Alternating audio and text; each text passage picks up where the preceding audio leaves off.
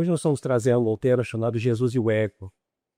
Eu não quero aqui entrar em termos muito técnicos, mas para quem gosta, o que seria ego, segundo a psicanálise de Freud, de Jung?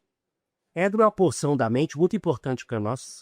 Então, assim, o ego seria uma transição da mente, uma porção da mente, em que ela tenta fazer um equilíbrio entre as regiões mais profundas, primitivas, chamado id, e a parte que está relacionada mais à moral, às questões que a sociedade aceita. Então, o ego é uma porção da mente que tenta equilibrar nossos instintos mais primitivos com as questões éticas, morais, aceitas pela sociedade.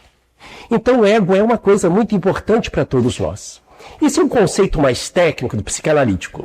Do ponto de vista geral, de um conceito mais amplo, ego é o eu que você apresenta para os outros. Vou repetir.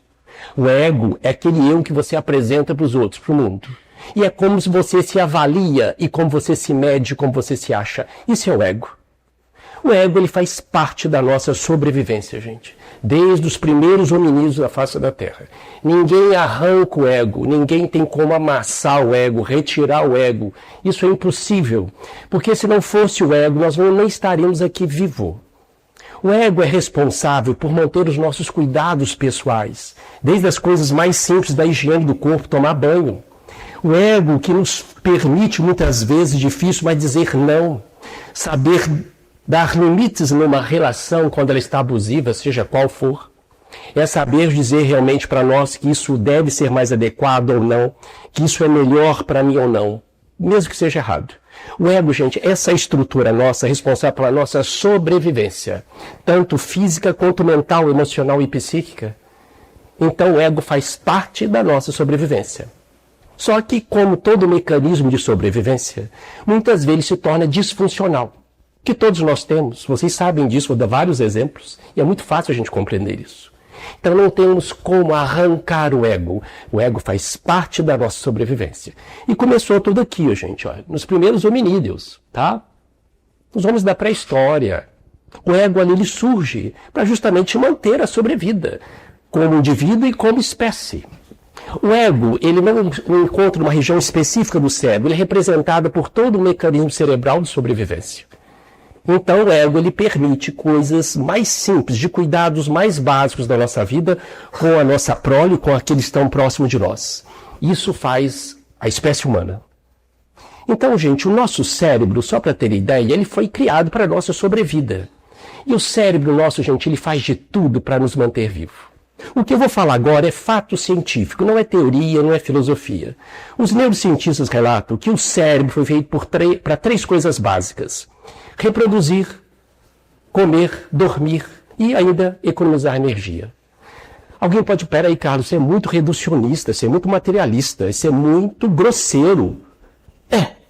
O nosso cérebro foi feito para isso. As outras questões éticas, morais, espirituais, que a sociedade, que a cultura, que foi a nossa evolução, veio depois.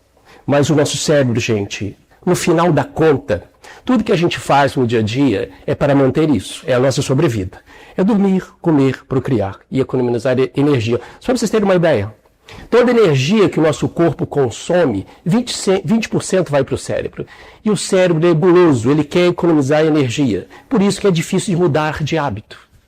O nosso cérebro não quer levantar de manhã para ir na academia. Ele não quer fazer dieta, ele quer realmente economizar, ele quer o estável, ele quer ficar na caverna, no seguro. Então o nosso cérebro, gente, por incrível que pareça, isso é fato científico. Quando alguém te faz um desaforo, o cérebro está entendendo que é um leão que está te atacando. Porque ocorre uma descarga de adrenalina, de cortisol, as pupilas dilatam, você tem uma contração muscular quase de querer avançar na pessoa ou falar um desaforo na cara dela. É um cérebro animal. É assim, nós somos seres humanos. Quando alguém está atrasado para ir no trabalho e sabe que vai receber uma represália do chefe, o cérebro está entendendo que uma tribo selvagem irá te atacar. Isso não é teoria, gente. O nosso cérebro trabalha assim. Porque há uma descarga de adrenalina, cortisol, as pupilas dilatam, os músculos se contraem, a pressão aumenta para você chegar e fazer o que você quer. Porque o nosso cérebro, nesses momentos, está no modo operandi de sobrevivência. E é assim todo dia. Muitos aqui passaram por isso hoje. O horário do trabalho, o horário de pagar a conta, o horário de pegar o filho no colégio, que o indivíduo fez um desaforo, a família não está querendo me aceitar e vai por aí afora. É um mecanismo. E é assim, vai ser assim enquanto for da espécie humana. Então, só para você ter uma ideia, nós temos 6 emoções básicas que o animalzinho, o gatinho de vocês tem, que nós também temos, que são as emoções que nos permitem sobreviver. Medo, raiva, tristeza, alegria, surpresa e nojo. São 6 emoções básicas que o gatinho, o cachorrinho de vocês tem e que nós temos. As emoções, gente, elas são rápidas, instantâneas. Ninguém controla as emoções, porque é muito rápido. Você tem o estresse, você tem a alegria, aquilo sobe rápido. É uma alteração da bioquímica do corpo diante de um estímulo externo ou interno. Uma lembrança que você tem boa, uma situação de estresse, um desafio, ocorre emoção. O seu time ganhou, fez um gol, aquela alegria súbita, isso é emoção. O animal também tem isso. Só que nós temos algo muito mais complexo, que são os sentimentos. As emoções surgem, o sentimento é produzido por outras regiões mais complexas do cérebro. Sentimentos como ódio, amor, compaixão, orgulho, egoísmo, tudo é sentimento. Isso o animal não tem, ou pelo menos há uma discussão no meio neurocientífico se alguns orangotangos, chimpanzés e outros animais poderiam ter assim já uns resquícios de sentimento. Mas isso é próprio da espécie humana. E os sentimentos, gente, como da inveja, como infelizmente do ódio, sentimentos também como compaixão, outros sentimentos, eles foram montados desde a pré-história, porque eles também foram adaptativos. A inveja, só para vocês terem uma ideia, não estou fazendo apologia da inveja, estou falando do ponto de vista biológico, evolutivo. A inveja surgiu aqui, porque era necessário justamente ter o que o outro tinha para a sua sobrevivência. Mas quando a gente aplica essa inveja no dia a dia, no meio do trabalho, para destruir o outro, ela passa a ser disfuncional, porque a gente já não precisa de mecanismos tão selvagens. Então, o que a gente quer com tudo isso? Que a gente não tem como arrancar o ego, a gente não arranca esses mecanismos de sobrevivência nosso, ele é nosso. Não tem como viver sem eles. O que nós temos que fazer é a modulação, educação, gerenciamento deles. Porque senão a gente vai continuar vivendo como este homem da pré-história, 24 horas, como ele vivia. E todos nós temos o que a gente chama de modus operandi de sobrevivência. Se não tiver algo diferente, a gente vai viver igual a eles, como a maioria de nós vivemos. O que nós estamos fazendo aqui agora é quebrar um pouco esse ciclo, porque estamos ativando regiões do cérebro mais nobres, estamos refletindo fora da caixinha. Então, gente, o que eu quero dizer para vocês, Jesus e o ego, começa aqui, ó. Jesus quer acabar com o nosso ego? Jesus quer destruir o nosso ego? Não, ele não quer fazer isso. Porque ele sabe realmente, faz parte do nosso processo evolutivo. Segundo a doutrina espírita, através da mediunidade de Chico Xavier, Jesus é o chamado diretor espiritual do planeta, o próprio arquiteto desse planeta. Ele, justamente, com a inspiração divina, foi criador de toda, justamente, a vida no planeta, desde o ser unicelular até, justamente, nós que estamos aqui. Então, Jesus conhece todo o nosso processo evolutivo. Ele conhece todo esse mecanismo de defesa, de sobrevivência social. Quero, é meu, não posso, vou me vingar. Ele conhece tudo isso. Então, Jesus veio nos salvar. Com todo respeito às doutrinas cristãs tradicionais, a doutrina espírita relata que o espiritismo não é uma doutrina salvacionista. Jesus, de fato, não veio salvar nossos pecados. Isso seria um raciocínio até muito pueril, com todo respeito, porque muitos aqui talvez tenham esse conceito, com todo respeito, mas ele passa a ser muito pueril no sentido psicológico, porque eu transfiro para Jesus toda a minha responsabilidade. Jesus veio, morreu para mim, eu estou limpo. Eu estou realmente sagrado, porque eu creio em Deus, em Jesus, e estou realmente livre dos meus pecados.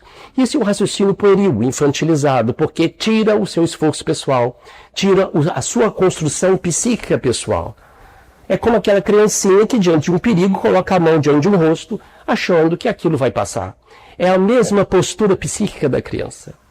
Então Jesus, de fato, não veio nos salvar literalmente, mas veio nos dar uma coisa essencial, que é uma revolução de conduta, de postura, de sobrevivência, de evolução.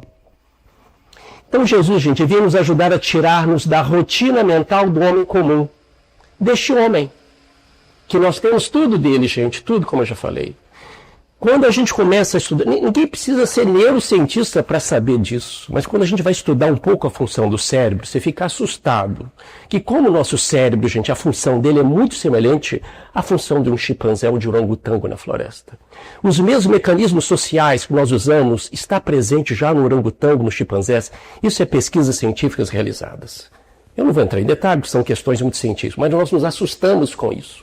Só para vocês terem uma ideia, a paixão é muito semelhante ao acasalamento dos animais. Todos aqui que já tiveram uma relação afetiva passaram pela paixão, mesmo em curto espaço de tempo. Alguns passam de forma mais intensa, outros menos. A paixão é uma explosão cerebral bioquímica que faz a pessoa ficar com obsessão, ideias fixas, pensa na pessoa o dia todo, faz uma tatuagem no braço e depois realmente se arrepende do que fez, por causa que a impulsividade. A pessoa perde o que nós chamamos o córtex pré-frontal. Alguns neurocientistas relatam que a paixão é uma espécie de demência temporária. Só para vocês verem como é adaptativo isso. Isso começa aqui, ó, com os nossos também, os homens da pré-história. E que nós temos todo esse mecanismo. Isso é errado? Não é errado. Isso é humano. E Jesus não veio negar a nossa humanidade. Muito pelo contrário.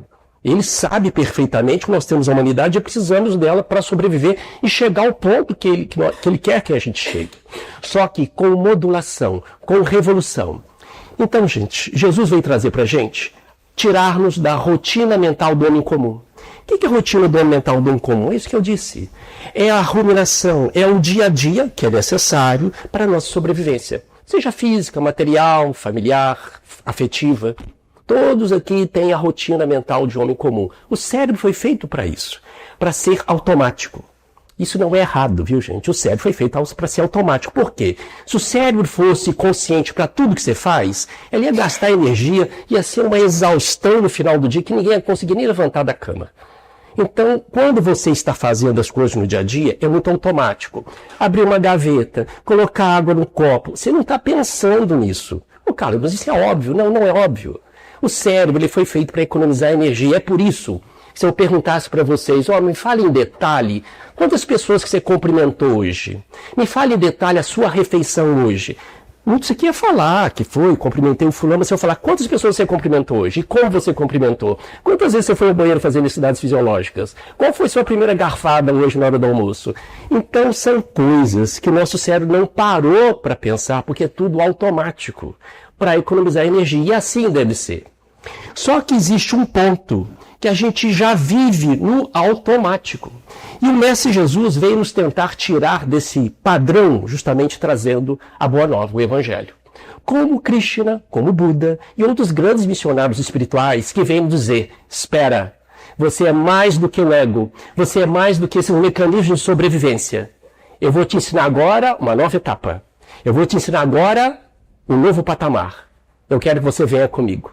É isso da Boa Nova. Jesus não veio sufocar o ego, porque ninguém pode fazer isso, e se fazer, vai ficar doente. Jesus não veio negar o ego, Jesus não veio justamente arrancar de nós a nossa humanidade, mas ele veio trazer essa revolução. O que é a rotina mental de homem comum, Carlos? É o que você e eu fazemos todo dia. Estou preocupado em pagar minha conta, o salário que não cai, minha filha está com problema, eu devo estar com câncer, amanhã eu tenho que viajar, realmente eu tenho que mudar. São coisas do dia a dia. Se a gente não tem esse momento de reflexão, gente, que nós estamos fazendo aqui agora, a gente vive nessa rotina mental de homem comum 24 horas. Porque os nossos sonhos são muito mais um reflexo do nosso mundo consciencial, do nosso mundo afetivo. Claro, o Espiritismo fala que quando você dorme, você afasta do corpo e espírito, mas isso é raro, ou incomum, porque todos nós estamos muito presos à rotina mental, às preocupações. Nós sabemos disso. Nós somos espíritos milenares nesse processo de reencarnação durante séculos e séculos, segundo o Espiritismo. E começamos agora a ter um pouco de consciência espiritual e aproximamos de Jesus. Jesus veio há 2000 anos atrás. Mas ele está nos chamando até hoje, ele sabe desse processo evolutivo paulatino. Porque ninguém nasce pronto, gente. O que nasce pronto é cadeira, caderno, celular. Nós não nascemos prontos, nós estamos em construção. Então nós estamos aprendendo a ter mais humanidade. Não somente rotina, não somente sobrevivência. Você tem condições de desenvolver, eu e você, é isso que Jesus quer, uma humanidade mais refinada, mais voltada a um próximo passo rumo à espiritualidade. Jesus não veio trazer a espiritualidade, ele veio trazer uma humanização. Então isso está em várias partes do Evangelho. Em nenhum momento ele quis negar. E começa aqui. Olha que passagem linda em Marcos 2,17, em que Jesus cita isso. Os sãos não precisam de médicos, sim os doentes. Eu não vim chamar os justos, mas sim os pecadores. Isso aqui a gente poderia parar a nossa palestra só aqui. Esquecer o resto, só trabalhar com isso. Jesus aqui, gente, ele vem afirmar perfeitamente: eu não vim para as pessoas puras, certinhas, santas, que não erram, esses estão lá no céu, como diz o Chico. Eu não vim para essas pessoas. Eu vim, pessoas como eu, como você, são pessoas justamente que estão sujeitas a erros, a fracassos, a medo, a vários defeitos. Por isso que ele fala: eu não vim chamar os justos, mas sim os pecadores. Há uma passagem do Evangelho brilhante que Jesus pede para que Pedro lance justamente a sua rede quando estava pescando, e Pedro teimava que, olha, eu já fiz de tudo, não pesquei nada, não adianta jogar essa rede. Então Jesus insiste: vá lá e jogue. Então Pedro, ao lançar a rede, aquele reboliço, quase que o barco dele afunda de tanto peixe que ele pegou com os outros pescadores. Nesse exato momento, Pedro depois sai do barco, se curva diante de Jesus, se ajoelha diante dele e fala: Senhor, afaste de mim, que eu sou um homem pecador. Afaste-se. Quer dizer, ele sentia realmente algo imerecedor diante do Mestre Jesus. Mas o que Jesus faz? Torna-se ele a pedra da igreja. Porque Jesus veio justamente para os pecadores. O que são os pecadores, gente? São justamente espíritos ainda em processo evolutivo. São espíritos em processo de educação. Eu, você e bilhões de espíritos encarnados e desencarnados. Então Jesus não veio para a gente pura. Jesus não veio para o certinho, para o perfeito. Aliás, gente, essa questão de ser perfeito só existe na nossa mente. Perfeccionismo é uma doença. Isso não existe. Quando nós falamos algo perfeito, existe na nossa mente. Mas no nosso mundo não existe. Existe uma coisa perfeita, é Deus. Isso é questão psiquiátrica, psicologia. Então, nada de perfeccionismo. Eu só vou fazer uma coisa quando for perfeita. Eu só vou fazer isso quando for perfeito. Isso é obsessão, isso é doença. O perfeccionismo é uma das causas também de postergar uma ação. É uma das causas de procrastinação. Eu só vou fazer, eu só vou falar, eu só vou acontecer quando for perfeito. Isso é uma doença. Então Jesus não quer o perfeccionismo. Ele veio para nós. Essa é uma das passagens mais lindas. Por isso que ele chama justamente os apóstolos, gente, e tantas outras pessoas que seguiram ele.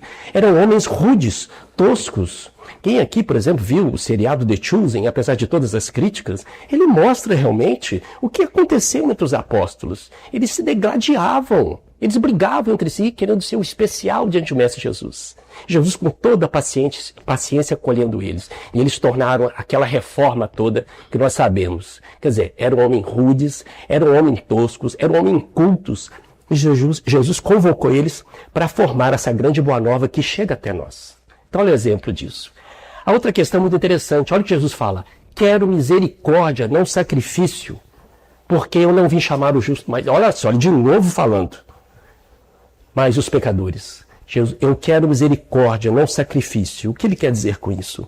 Ele quer justamente que a gente tenha misericórdia conosco mesmo. Que a gente tenha mais alto amor, mais respeito conosco e ao nosso próximo. Porque todos nós somos falhos. Estamos em processo evolutivo. Porque o Mestre Jesus, quando ele traz o Evangelho para nós, gente, ele vem nos dar um roteiro justamente de alto amor. Não só de amar o próximo, mas de ter cuidado conosco no sentido de que eu sou o educandário, eu sou um aprendiz da vida. Eu tenho minhas limitações e tenho condições de sair da minha condição de pecador, isto é, de impuro ou justamente de imperfeito, para aproximar-se mais dessa saúde espiritual e psíquica. Essa outra passagem, Mateus também brilhante, que eu destaco aqui, ele vem dizer: se alguém quiser vir após a mim, negue a si mesmo, tome a sua cruz e siga-me. O que é negue a si mesmo? Não é negar o meu nome, minha profissão, que eu sou casado, que eu moro não sei aonde, que eu tenho aqui. Não é isso. Acima de tudo, ele vem negar um pouco do nosso ego. Eu sou, eu ponho, você tem que calar a boca, eu falo primeiro. Eu aqui que mando, eu quero isso, você tem que me obedecer. É essa rotina mental de homem comum que nós estamos vivendo como os homens da pré-história. Ou como nosso gatinho cachorrinho, que quer demarcar o território. Nós somos assim, gente, não é uma autocrítica. É porque se a gente continuar vivendo nesse ciclo, a gente vai continuar demorando muito para chegar num processo evolutivo. Jesus, ele veio, portanto, acelerar o nosso processo evolutivo. Se não fosse a boa nova, Jesus há 2000 anos atrás, nós estaríamos ainda num processo evolutivo muito semelhante lá atrás de 2000 anos. O processo seria muito mais lento do que realmente nós podemos imaginar. Então, quando Jesus vem, ele marca justamente o nosso processo evolutivo com realmente uma abertura da espiritualidade, uma abertura que ele traz a mensagem do amor, da paz, de um Deus único, do perdão, etc. Então, ele vem justamente revolucionar o nosso processo educacional e evolutivo. Então é isso, o mestre ele veio justamente avançar o nosso processo evolutivo, que, repito, se não fosse ele, talvez nós estaríamos ainda vivendo na Idade Média. Então, quando ele fala negue a si mesmo, é negue ao ego, tá, gente? Pelo menos por algum tempo. Pelo menos justamente para fazer essa reflexão de algo além do ego. Uma proposta além do ego. Que ele fala das virtudes dele. Tome a sua cruz e siga-me. O que toma a sua cruz, gente? Toma os seus problemas, a cruz é um problema. Aqui, ó. Vem com os seus problemas, com o seu medo, com a sua dor, com a sua fraqueza, com os seus defeitos, com os seus escorregões. Vem comigo. Ele não está mandando deixar os problemas de lado. Ele chama a nós, para a nossa humanidade, para segui-lo. Ele fala, ninguém irá ao Pai senão por mim. Quando ele diz isso, ele diz o exemplo, mas que ele chama a nossa humanidade. Vamos para seguir Jesus, trazer a nossa humanidade. Porque, quando a gente tenta a espiritualização e tenta negar a nossa humanidade, a gente passa a ter máscaras. Não é crítica a ninguém. A nossa vida como homem, a nossa vida religiosa e espiritual, ela não pode ser paralela, ela tem que se cruzar. Então, os maiores desafios para mim, para vocês, para todas as religiões, é contextualizar Jesus, que é trazer ele para o nosso dia a dia, para o nosso ato. Carlos, mas isso é impossível. É difícil, mas não é impossível. Se fosse impossível, Jesus nem teria vindo. Então, é importante contextualizar Jesus, contextualizar a nossa espiritualidade. Porque, a gente ainda se sente emocionado quando entra num templo, quando vê Jesus numa figura, mas a gente esquece do mestre no dia a dia. Porque a gente cai nessa rotina mental de um homem comum. Então, fazer o que estamos fazendo aqui, exercitar esse evangelho nas coisas mais simples do dia a dia, é o primeiro passo que Jesus está nos convocando. Ah, mas eu erro várias vezes. Jesus está nos convocando com a nossa humanidade. A humanidade nossa, gente, ela é inconstante, ela é incongruente. Nós somos paradoxais, somos. Ah, Carlos, mas você tem duas máscaras. Não, nós somos paradoxais. Você é capaz de falar que gosta de uma coisa e uma outra coisa completamente diferente. Você pode até falar uma coisa ferrenhamente e depois fazer o contrário. Isso ainda faz parte da nossa humanidade. Mas, Carlos, não pode ser assim. Mas vai ser assim por um tempo. Porque é a nossa humanidade. Quando a gente passa a negar essa incongruência humana, gente, quando a gente passa a negar essa inconstância humana, a gente começa a acreditar numa espiritualidade um pouco coxa. A gente quer se enquadrar no padrão de perfeição que não existe. Então, quando Jesus nos chama, é chamar com os pés no chão. Eu sou o que sou e vou tentar fazer o que tiver ao meu alcance. Mas quero me esforçar para manter uma certa constância nesse ideal. Eu não vou atingir esse evangelho numa vida, mas vou começar a dar o primeiro passo nessa. Como diz o espírito Bezerra de Menezes, através de Divaldo Franco, Bezerra fala que o reino não é daqui, não obstante aqui ele comece. Então, se eu quero o céu, eu vou ter que começar a exercitar os meus primeiros passos aqui.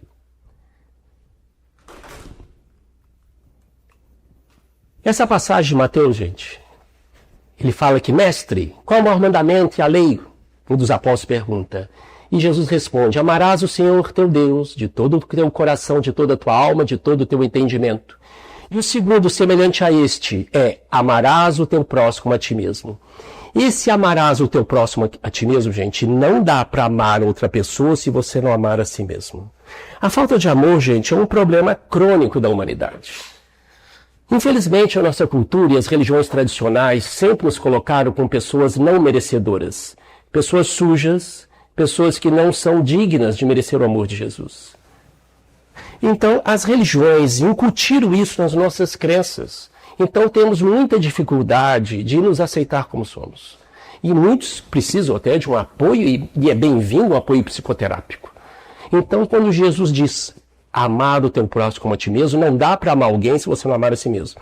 Mas eu amo tremendamente fulana, ciclana, meu filho, minha esposa, meu marido, mas eu não cuido da minha saúde, eu não durmo bem, eu não cuido justamente da minha alimentação, eu não frequento médico, não quero estudar, mas eu morro por eles.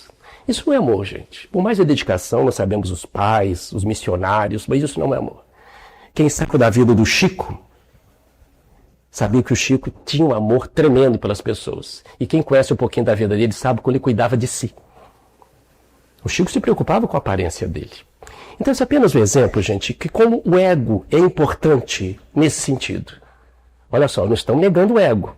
Aqui entra o ego positivo. É um ego funcional, que precisa cuidar-se de si, saber dizer não. Opa, olha aqui, ó, eu preciso desse limite na relação, para que não haja abuso, para que não haja invasão das suas crenças, daquilo que você acredita, daquilo que você acha que é melhor para você. Esse é o ego funcional. É aquele que preserva você, sabe dizer não sem agredir, com assertividade. Este ego, portanto, gente, é o que Jesus sabe que existe e vai existir. Você não pode amar o outro se você não estiver em paz consigo. Esse ego não pode estar expandido, mas ele está estável para justamente gostar de você e colocar esse amor no outro. Se você não cuida de si, gente, é muito difícil você querer cuidar da outra pessoa. Então, isso é fato psicológico.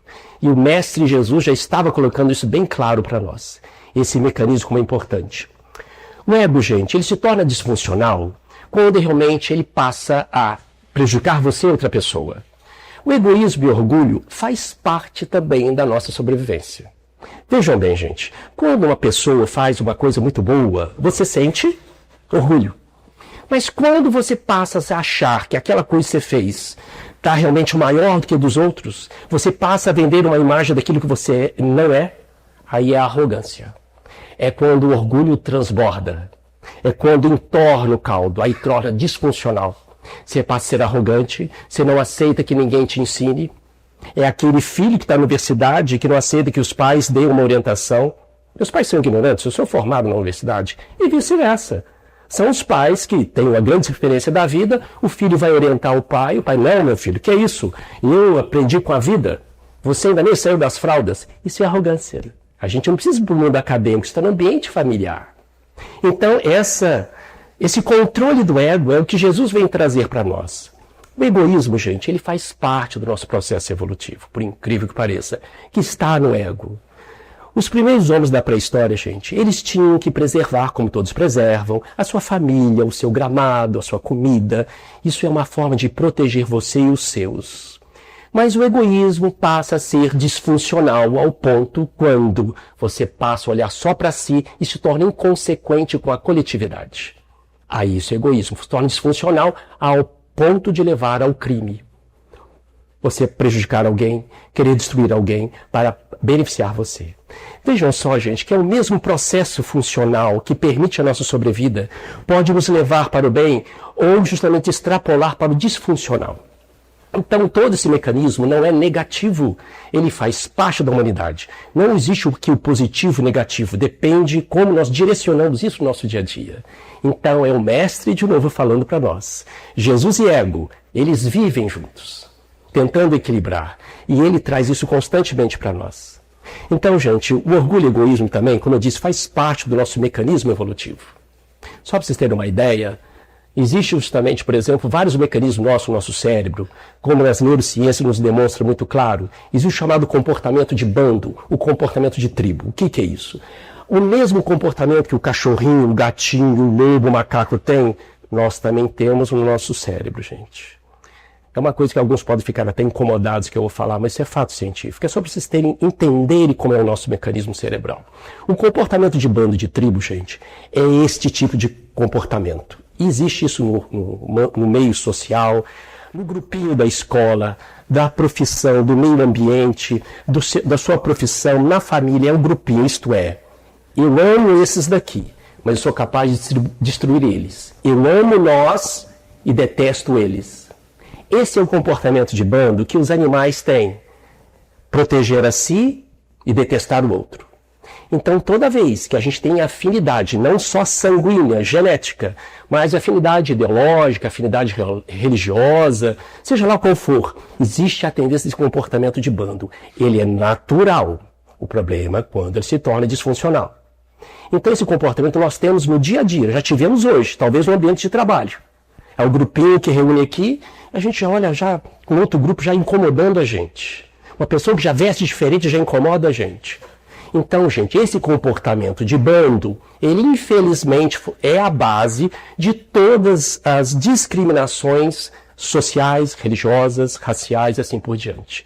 Ele tem uma base cerebral, mas isso não justifica que a gente tenha que ver com os mecanismos puramente cegos da pré-história.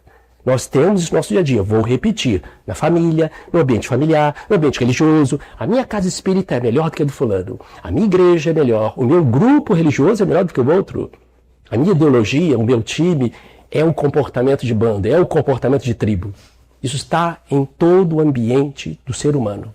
O problema é quando a gente transforma isso justamente para destruir. Então Jesus, mais uma vez, ele sabe que nós temos esse comportamento, mas ele nos pede justamente o equilíbrio. Ele nos pede a modulação, o gerenciamento do ego, sem destruí-lo. Para terminar, eu quero lembrar aqui para vocês, gente, que o Evangelho de Jesus, ele foi realmente preparado, segundo o Espírito Emmanuel, há 2000 anos antes de Jesus reencarnar.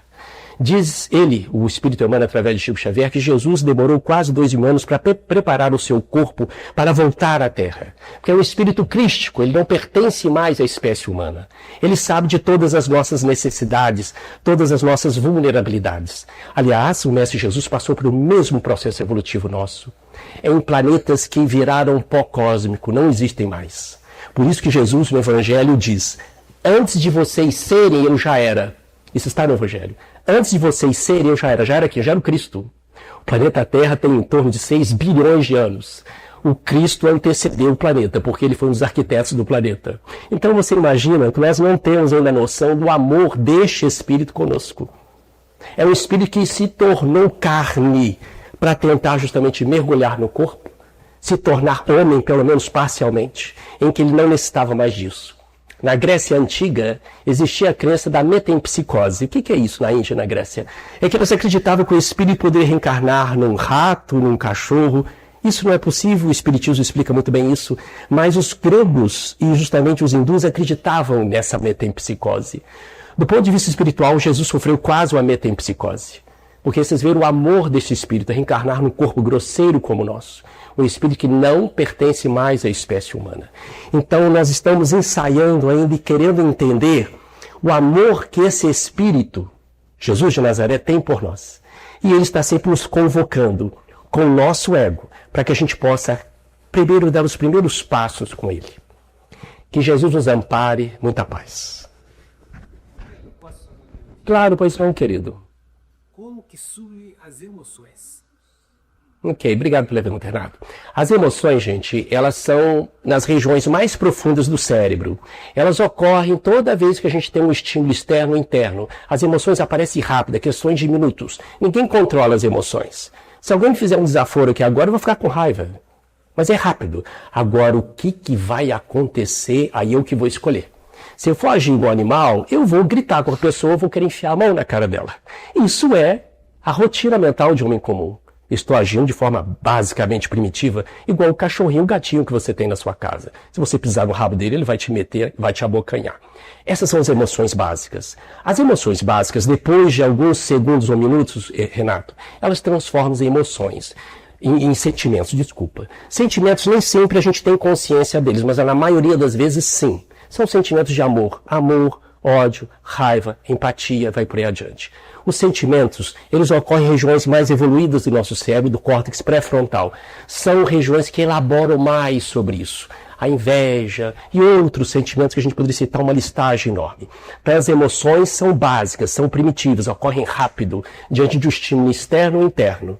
Enquanto os sentimentos são mais elaborados, ocorrem em regiões mais evoluídas do cérebro. Nós ainda estamos vivenciando ou ainda treinando novas emoções. Novos sentimentos, quer dizer, porque os sentimentos eles são muito, mas muito bem elaborados. Só para ver, humildade, empatia, compaixão, são típicos da espécie humana, né? O animal não tem isso, porque ele não tem regiões do cérebro para desenvolver isso. Aliás, o nosso cérebro, gente, segundo alguns neurocientistas, ele foi preparado para a espiritualidade. Existem regiões do nosso cérebro que podem ser despertadas para que a gente possa fazer essa conexão com a espiritualidade. Certa vez, Renato, foi feita uma pesquisa em que pegaram justamente freiras fazendo prece e demonstraram através de um exame chamado o PET scan, demonstrando que elas tinham uma diminuição de uma área chamada lobo parietal. Esse lobo parietal, gente, é responsável pela noção que a gente tem do ambiente e de quem nós somos, onde estamos. Quando você faz uma prece sincera, profunda, meditativa, é como se desconectasse do ambiente e de quem você é, durante alguns minutos. O trabalho demonstrou isso. Então, para você ver que o nosso cérebro, gente, assim como tem um kit de sobrevivência, ele tem um kit de espiritualidade a ser desperto. Só para você ter uma ideia também, apenas um exemplo, pegando o gancho do Renato, nas regiões anteriores do nosso cérebro, nós temos a chamada metacognição. O que é isso? Metacognição é a nossa capacidade de pensar o que estamos pensando. Capacidade de pensar o que estamos pensando. É a capacidade de refletir. Por isso que a prece, gente, é muito bonita você fazer uma prece, mas a prece ela tem que ser meditada. Você tem que sentir as suas palavras para fazer a conexão espiritual. O cérebro, gente, para ele criar novas vias, novas conexões e criar hábitos, é preciso constância. Assim é o que nós estamos fazendo. Ter momentos para refletir, para assistir um filme ou uma leitura edificante. Não apenas ficar na rotina mental de homem comum.